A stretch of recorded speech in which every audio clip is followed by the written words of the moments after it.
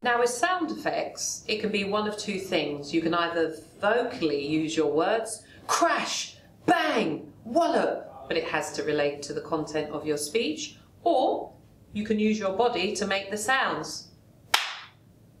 That was the sound I heard when I walked down the road, or suddenly I heard someone stamping their feet, so you stamp your feet. So use sound effects to whatever degree you want, just as long as they add to your speech.